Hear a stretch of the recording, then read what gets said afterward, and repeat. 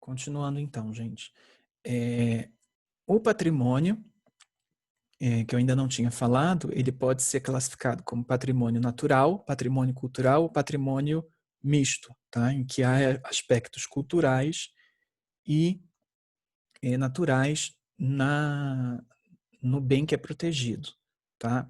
Em relação ao patrimônio cultural, costuma-se falar em patrimônio cultural material e imaterial, tá? O material é justamente porque tem essa materialidade, tá? Só que ao longo do tempo, como uma construção, por exemplo, tem uma materialidade, só que ao longo do tempo, essa distinção entre material e imaterial, ela vai perdendo um pouco da sua importância. Porque, por exemplo, no patrimônio imaterial, eu posso registrar 4 tipos de patrimônios imateriais. Os lugares, né, vou utilizar a própria definição do IFAM, destinado à inscrição de espaços como mercados, feiras, praças e santuários, onde se concentram e reproduzem práticas culturais coletivas. Então, se eu penso, por exemplo, num lugar como patrimônio imaterial, né, eu não tenho como separar aquilo que as pessoas vivenciam, né, fazem ali, da materialidade do mercado, ou da feira, né, ou da procissão religiosa, enfim, tá? Então, perde ao longo do tempo um pouco a importância, perde-se um pouco a importância dessa divisão, dessa separação entre material e imaterial, porque afinal de contas essa divisão ela é um produto com uma construção teórica, enfim, né? Como que o fato de andar pela feira vai me separar da materialidade daquilo que está naquela feira. É meio complicado pensar uma coisa assim, enfim.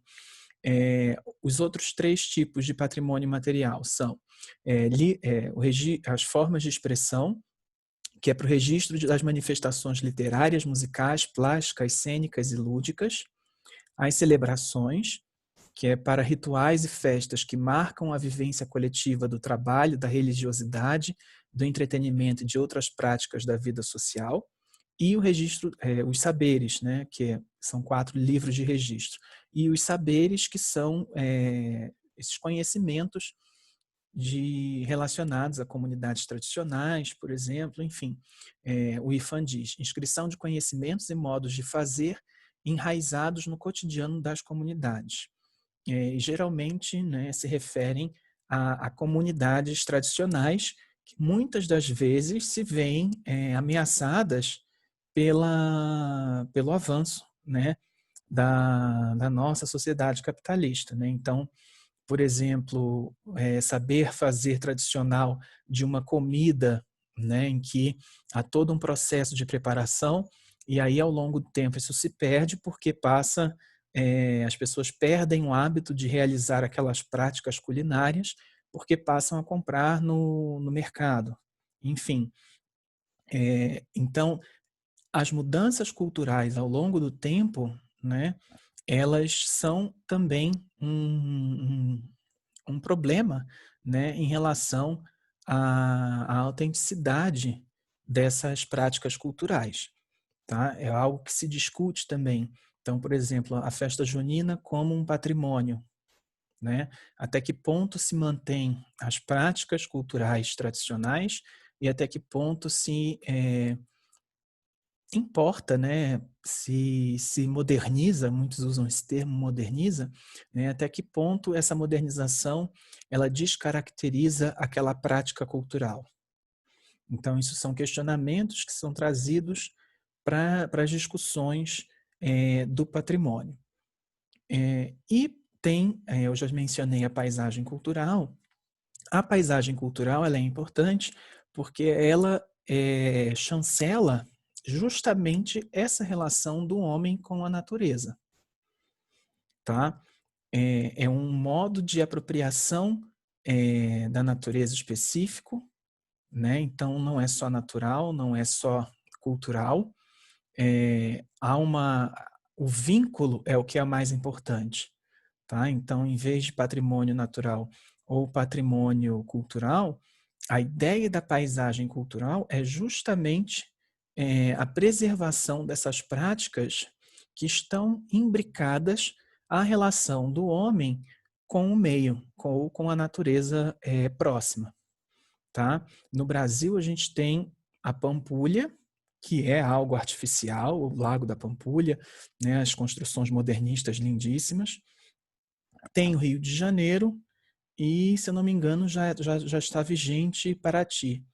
Tá? Então, no caso do Rio de Janeiro, como a apropriação do homem daquela realidade constrói uma paisagem que mereça ser preservada. Né? E aí a gente pensa também, o Rio de Janeiro, ele tem essa imagem, essa área a ser preservada, mas até que ponto a preservação da paisagem cultural de um determinado trecho da cidade, ele impacta, né, o cotidiano, a qualidade de vida da população que não está inserida nesse recorte. Tá? A imagem do Rio de Janeiro é reproduzida, mas o Rio de Janeiro não é só aquele trecho, né? Então, essa diferenciação na apropriação do homem pelo meio, como que ela é possível no mesmo recorte territorial, no mesmo recorte administrativo? Né? Para quem conhece o Rio de Janeiro, sabe perfeitamente da diferença que é a zona sul da cidade, né? Que é a área turística, a área nobre, das periferias. Tá? Então, até que ponto, eu lembro, alguns anos atrás, que as crianças, num bairro do subúrbio, elas usavam a imagem do Cristo Redentor. Né? E aí a pergunta é, essa criança, ela conhece o Cristo, o Cristo Redentor, o Corcovado? Muitas das vezes, não. Então, se cria uma imagem, né, mas a própria população da cidade não tem acesso a essa imagem que é construída, né, e que é vendida, inclusive chancelada como paisagem cultural. Tá? Enfim, então isso são questionamentos que se colocam a partir das discussões de patrimônio. Internacionalmente, faltou falar, o órgão responsável pela definição dos patrimônios da humanidade, que é o termo internacional a esses bens tombados e registrados e chancelados, o que define o órgão que é responsável por esse trabalho é a organização, a Agência da ONU para a Educação, Cultura e Ciências, a Unesco. Tá? Então, é por meio da Unesco que há a definição dos patrimônios da humanidade. Né? E se a gente for ver os patrimônios da humanidade internacionalmente, onde eles estão concentrados? Eles estão concentrados na Europa. Então, a lógica de preservação do patrimônio, ela ainda está submetida a uma visão eurocêntrica? Por que a maior parte dos patrimônios da humanidade está concentrada na Europa? Tá? Obviamente, ninguém está dizendo que é para, né, então tira, né, que não é patrimônio da humanidade. Claro que é. Agora, será que não há uma subrepresentação de outros lugares do mundo na, na definição desses patrimônios da humanidade? Né? Isso é importante pensar. Eu sou membro do ICOMOS e o ICOMOS é uma organização que está focada na preservação dos monumentos e dos sítios. Tá? No Brasil, a gente também tem essa representação, que é responsável por esse acompanhamento, juntamente à Unesco, aos órgãos de preservação locais, estaduais e nacionais, e que exerce um papel na preservação desses bens. Alguma dúvida, gente?